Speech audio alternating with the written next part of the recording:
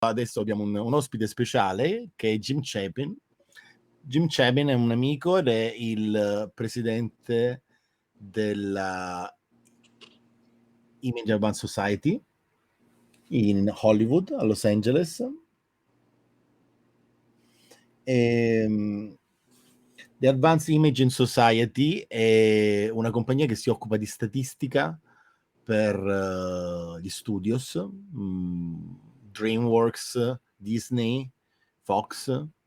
Jim ha lavorato per diversi anni nella televisione americana, nel mondo del cinema, e si è occupato di statistica per le nuove tecnologie. Ci siamo conosciuti per quanto riguarda la realtà virtuale, ma sicuramente è al corrente e conosce meglio cosa sta succedendo relativamente allo sciopero degli sceneggiatori, che si è allargato adesso agli attori e niente, insomma, in questo caso abbiamo praticamente un blocco dell'industria cinematografica americana che influenzerà tutto il resto del mondo. And here is Jim. Welcome, Jim. Thank you so much. Thank you. It's great to see you. You know, it's a pandemic. It's been a while. It has been a while for all of us, but we've learned new ways to communicate with each other, and I'm delighted to see your face and be discussing what's happening with you. Absolutely. Jim is a person that's been bridging a lot between China and the United States, until things changed a lot in the last times. But what I wanted to ask you, and let me say something in Italian. You speak Italian? No, you sorry. don't. It's so bad. But anyway, Italian is useless. Adesso ragazzi, io parlo con Jim in inglese e poi insomma quando lui ci lascia è sempre molto occupato, io poi vi tradurrò più o meno quello che ha detto. So Jim, I made an introduction about what is going on and who you are, and what is your importance, in the statistic and in this research for the film industry, for new technologies, and of course, we meet each other in the discussion related to VR, but now the argument which is leading what it seems is leading to this strike is artificial intelligence. The first question I want to ask you, is it true? Is this a real reason why the writers, and now it's expanding, SAG is expanding the strike to also the actors? Is it really, they're really afraid that artificial intelligence will come over and that we're not going to have any more writers hired for scripts and actors, the deep fake is going to come over? I mean, is this the real problem? I think that it is one of the real concerns. Yes. It's interesting that in so many, if you think in terms of the motion picture business or the television business, technology has driven so many of the changes. And once again, technology streaming has disrupted the traditional television, terrestrial broadcasting, and cable channels. Now you can stream your favorite programs, and that technology has changed the business. And now with artificial intelligence, while we don't see it being used on a daily basis to a great extent, there is no question that both the studios and the actors see the opportunity for artificial intelligence to play a major role in the future, and they want to settle the agreements on how it'll be used now, not later. So yes, it's very much a question. Bruce Willis is not well health-wise, but he's had his body scanned, and his family, we will see Bruce Willis maybe in movies for years to come, even though he is physically not well. So I think yes, I think artificial intelligence created actors, created stories is very much of concern. It is a concern, but actually, you remember when we were talking about the future of virtual reality in Cannes together, we were talking about 5-10 years. Actually, it didn't happen. The technology took more time. Now I'm working as well with artificial intelligence. I'm studying. It goes really fast, faster than what we could imagine. Definitely it's faster than VR, XR in general. But the thing is this, for sure, this is not going to happen very soon. So, do you think it's possible that the workers of the film industry in Hollywood, they are trying to fix their ad before it's broken? I mean, is it too early to make a strike in this moment? I don't know. All I know is what I have been reading about the strike. But one of the proposals that the actors rejected in their negotiations this week gave the rights. The studios have asked for the right to film all of the people in the background of a movie, which they pay less than $200 per day. They wanted to propose that they would be able to photograph all of those people, pay them for one day's work, and own their image and their likeness, have all the rights to using their faces for eternity. So if you're an actor, what the studios are saying is, if we hire you for a day, we want the ability to photograph you and use you in many other movies and television projects forever without or getting your approval to use your face.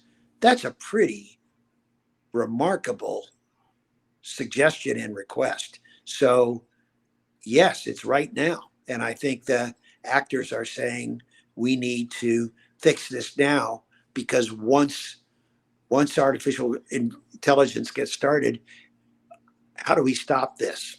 Right. So I think that's very much at the center of this.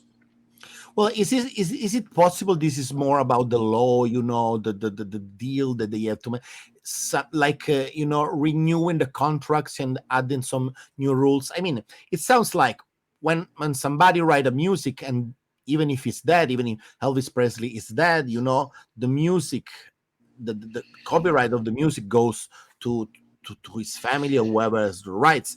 So probably this is the same thing that could happen with the image of an actor. I mean, I remember already a few years ago, there is one company that acquired the rights for the image of James Dean. Now, James Dean is dead since a long time, but they will be able to use him for films. We will see him again, and they will Yes. construct the voice Yes.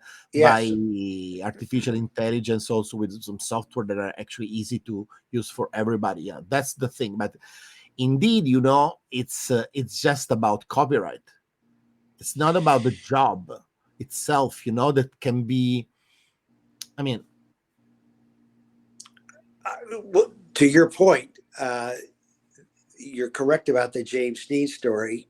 We've not seen the film that he was going to be in, but I think this will be happening for many actors. Someone owns the rights to the Marilyn Monroe image. Could we, what actors could we bring back and put into movies artificially? So I think that, like anything else, it opens up many, many questions. And I think that this strike is going to have to try to deal with many of these answers. The last time there was a major strike in Hollywood, it was about 2000, it was 15 years ago, 2010, 8 or 10. And it was about income for all the cable channels, right?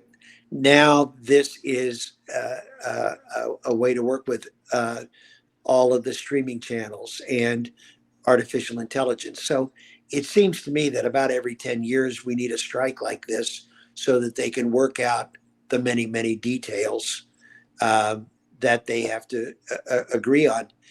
The other thing that's interesting right now that I'm curious about is it seems to me that the motion picture business in China is robust.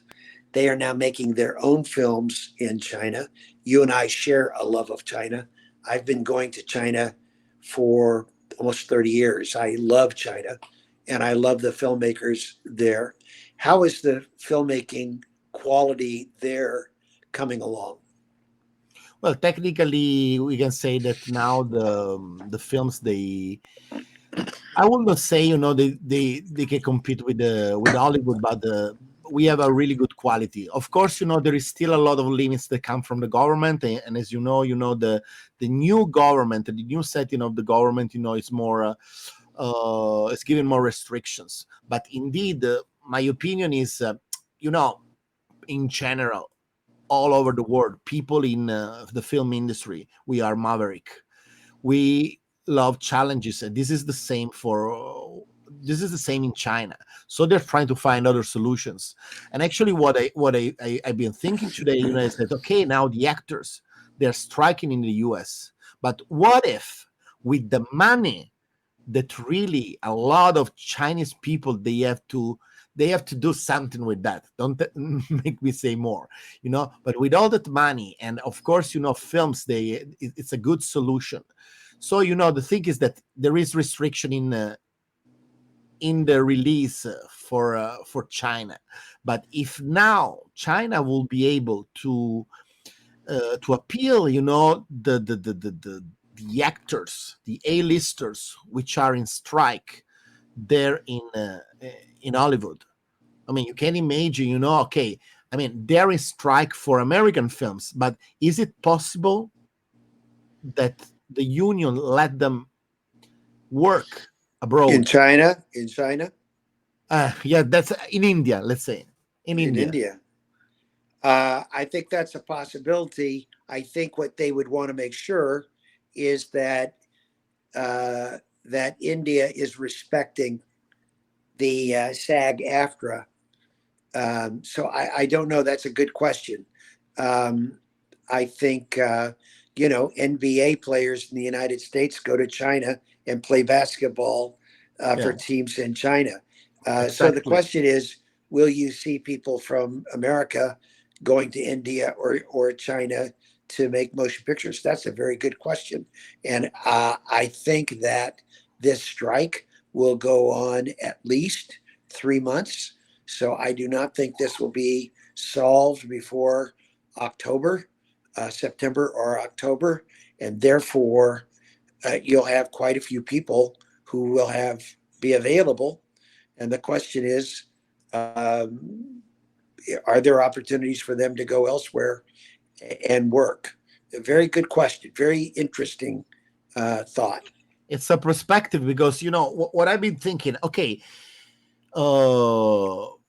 I see that, the industry there in Hollywood, the people is united, they are all by the same side. But at the end of the day, today I saw a lot of people, my friends that they are there, actors that they say, okay, I'm recording my last audition interview before the strike.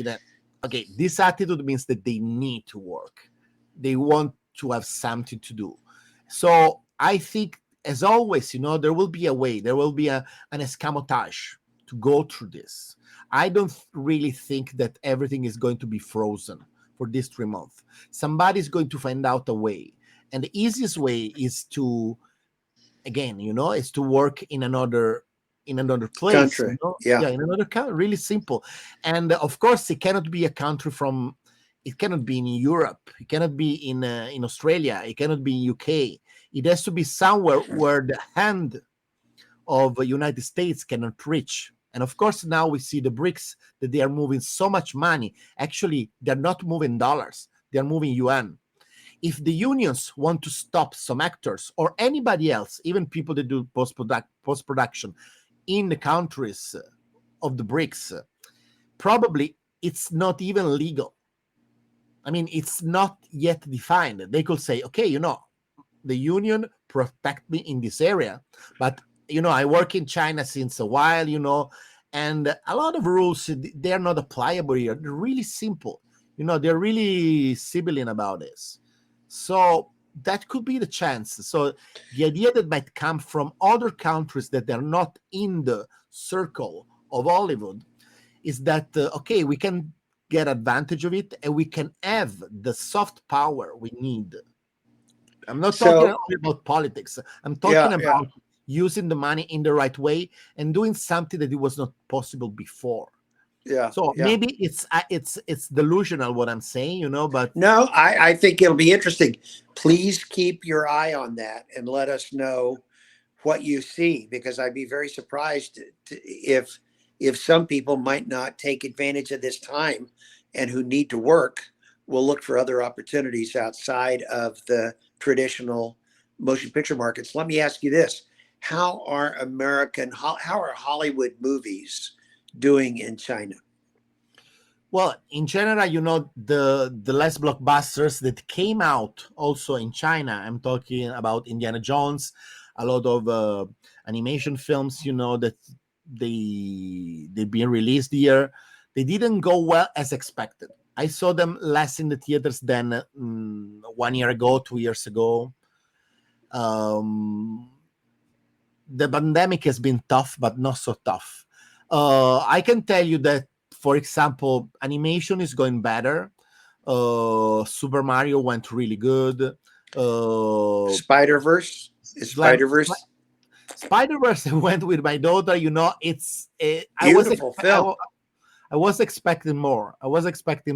Slam Dunk, Slam Dunk, the Japanese one, that went really well. I mean, it depends also on the marketing. Really, people here, they still go in the theaters. They go to watch Chinese films. They're trying to make their own things. They're still silly. They're not marketable abroad, this kind of films. And the thing actually that we are trying to do with my film now, in the future, with the smart producer that I've been meeting here in China, is to create another formula. Now there is a lot of films that are made for the Asian audience, that live there in the US. A lot of Chinese people, because of the changes in the government, because of the faction that been falling here in China, they had to move abroad, or they have to move their wealth abroad. So there is kind of like a new community of Asian that has been born, or became bigger. And when we see a film like Everything Everywhere All at Once, that wins so many Oscars, and of course that's a film that targets the Asian American audience. So that's not one of a kind. There could be more. And of course here the people think, okay, I mean, we have very huge studios. They're very cheap here because everybody knows this is the factory of the war. China is still the factory of the war. Yeah, now somebody's going to Mexico, somebody's going to Brazil, but China is still the factory of the war. It is the factory of the war, could be the factory of the world also for films. So if they decide to bring part of that system into the studios here in China, in Beijing, I'm sure you visited in Qingdao, the Wanda studio, well, that's very simple. They can make a Hollywood film as they do it in Sofia, as they do it in Malta, the same thing. Are people back in movie theaters the way they were before the pandemic, or is there still an impact of the pandemic there? No. Now it's the theater is completely open. Before they were, the pandemic is not finished here. Right? There is still some times, but after the protest that has been, the government chose to open completely. As I say, right. Okay, you care about it by yourself. That's right. It's very different what happened here in China respect to what happened in the West. Yeah. The model has been completely different. So now people, they go to the theater. Some theater, they are closed, but this is just because the economy is going down. Now in this month, I don't know if you heard, we've been talking here in this channel with other friends, experts that been living in China. The thing is, this is the month of terror for a lot of Chinese people because they're losing their jobs. You hear people losing their jobs. Because of what? Because of the economy going down. Oh, really? Yeah, the economy in general is going down. So a recession? Yeah, it's a choice. It's a choice of this government. It's part of the changes that we had. Because up until the faction that came from Deng Xiaoping, they've been caring more about the relationship with the rest of the world. They've been caring more about economy. Now it's different. Now they have to care more about keeping safe the let's say the ideology. That's right. That I'm talking about the government here. I'm not saying anything sensitive. I'm pretty sure Mr. C will agree with what I'm saying. The thing is that people has been learning for so long time here in China to care about money, to become businessmen, and now they should change their mind all of a sudden. There's a lot of people that they do not agree. So Right. they just need to find a way. I'm pretty sure in so many years, a lot of people told you in China there is strict rules, but there is always a way around. Right. So, So where are you living? No, I'm trying to understand if it's actually possible that this strike, as they say, is going to change Hollywood. Because the streaming platform, and this is something that for sure you are qualified to say, because you've been working for the studios, and you know that the studios, they have a system which now is not anymore the one, and the streaming platform, they've been investing time and resources to try to change this system. But this strike is going to harm only the platforms or also the studios, in your opinion? Well, I think it hurts everybody.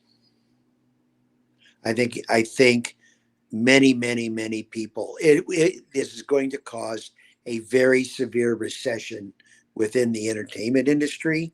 So people will be out of work, and even if they get rehired after the strike, they will never make that money back. Right? If you go without work for 4 or 5 months, I think this strike, it feels as if it could go for several months.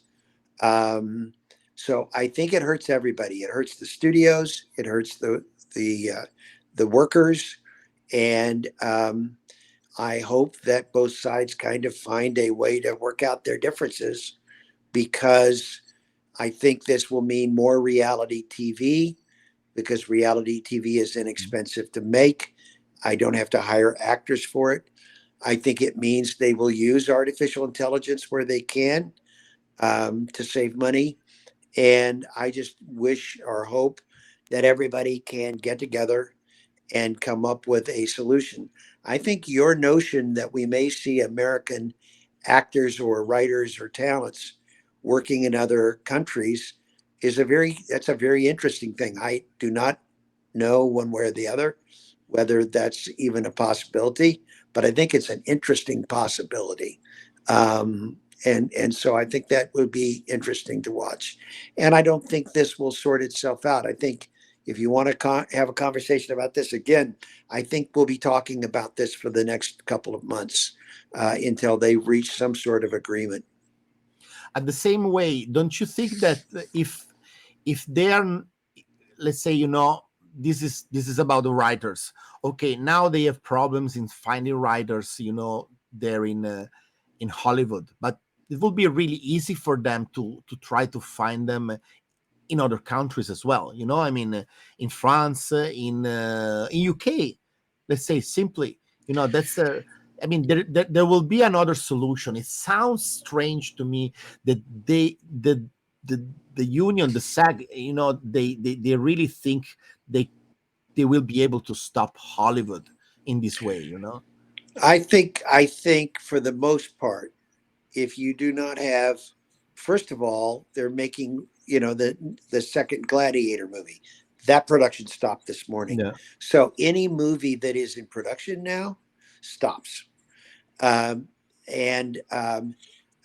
many television news anchors will not appear. No commercials can be produced. No voice actors will work.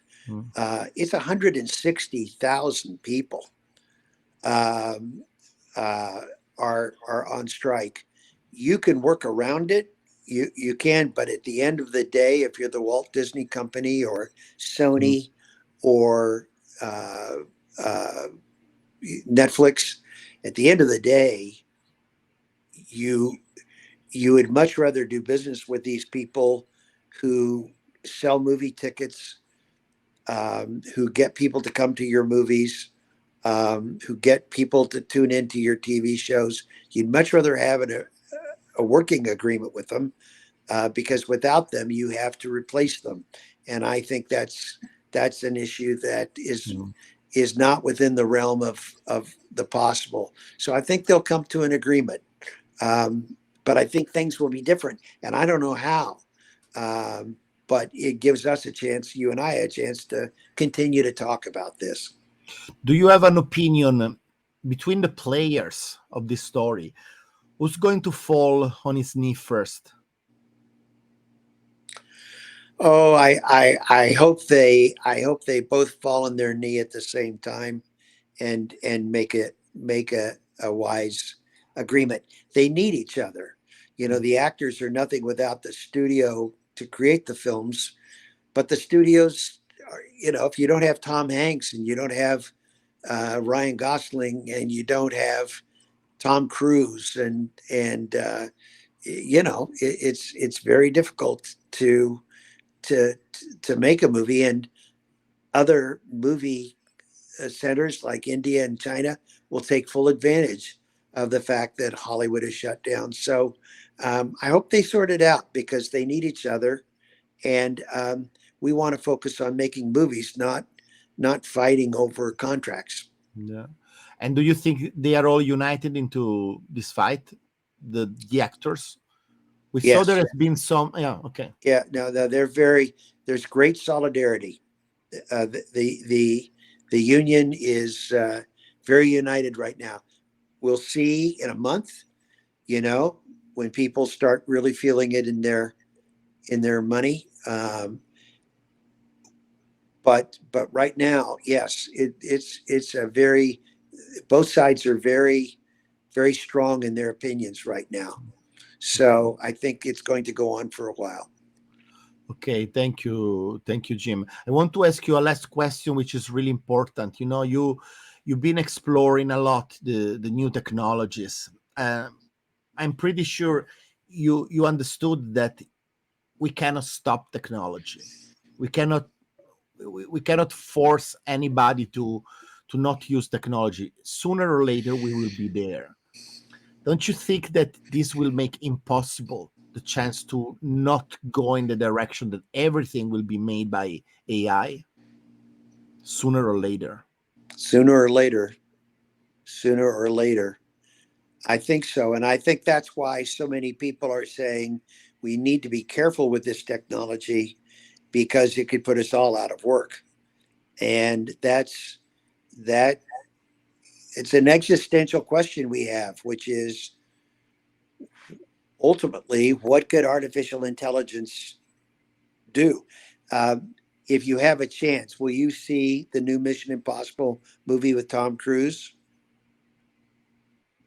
Yeah, it's going to come out here in China. Also, Barbie. Okay. I don't know if Oppenheimer is going to come in China. Probably they have to check the. But Mission Impossible. Yeah. And, well, if you see Mission Impossible, the bad guy is using artificial intelligence. Okay. So it's a very timely movie about what can happen if artificial intelligence gets in the wrong hands. So as any technology, anyway. I mean, Oppenheimer is the same. It's was a different technology, but Yes. atomic fiction was supposed to cure cancer. Yes. They used Yes. it against Japan. Yes. So Yes. that's humanity. I Yes. personally don't think that, I mean, film lovers, and we both, I think, got students that they are 20 years old, and I'm so impressed and happy to see that there is young people that they still love cinema, you know, they still watch. So that's amazing, and I'm pretty sure it's not going to disappear, you know. I mean, it's not like just animation, you know. I mean, people will still tell stories to each other, and I'm not sure in the that traditional way. yes, and I'm not sure artificial intelligence will replace all of that anytime soon. I don't think so.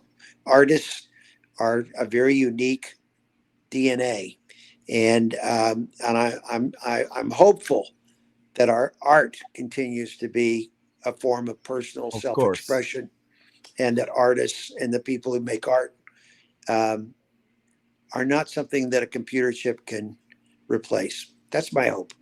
Do you like music, Jim? Yes, I do. What kind of music? I like Wagner opera. I like Okay. opera. I like Taylor Swift. I think she's great fun to listen to. I like Harry Styles. I think he's great fun to listen to. I like the Beatles. So my tastes are cover a wide range of. Okay, I ask you this question because I'm pretty sure that from time to time you still like to put the vinyl of Sgt. Pepper and listen instead of, you know, the on your phone, you know. That's the thing. My first job in after school, I worked at radio stations, FM radio stations, and was a disc jockey. So I started my career playing vinyl records on the radio for listeners, and I've never lost my love for vinyl. As nice as digital is, and how great it is to have thousands of songs on my iPhone, I still miss the sound of vinyl. And this is going to be forever. So that's the same thing I feel that is going to happen with films. I don't think, okay, it will be harder probably for actors. Maybe they have to rearrange their status, I think. But indeed, you know, star system is not going to disappear. You know, the industry is still going to work. I mean, in maybe you know, 90% of the actors officially actors in the world, they are basically waiters or other things, you know. So if there is so many people struggling, I mean, I'm pretty sure they will kill me for what I'm saying, you know. But I mean, probably this deal has to find a way to manage what is happening with technology, because we all have to in the world. And as we know, film industry usually is like the laboratory in some way, you know. For well, yes, and your point is the one that I think we should finish on, and that is there is no stopping technology. Yeah, there's no stopping it. It's going to succeed, and it's how we use it, and we can hope to affect the way it's used, but there's no stopping it. So with that, let's continue this conversation another time. I'd love to thank you continue very much, with Jim. you. Thank you very much for your time. It's really precious, and I've been thinking first to you for a person that could explain what is going on fresh, because, you know, of course, this we all care about this, and I hope to talk to you soon. You know, my network is your network. Whenever you want to talk about it, Wonderful. I'm really honored. Great. Thank you Well, for your we time. give my best to all of our friends in China Absolutely. and Italy, and let's talk again soon. Thank you very much. Thank All right. you. Have a good day there in LA. You too. Bye-bye. Bye-bye. Bye. Okay, thank you. Just ok. Abbiamo ringraziato Jim Chabin per essere stato con noi. Adesso gli mando pure un messaggio. E nel frattempo io cerco di tradurvi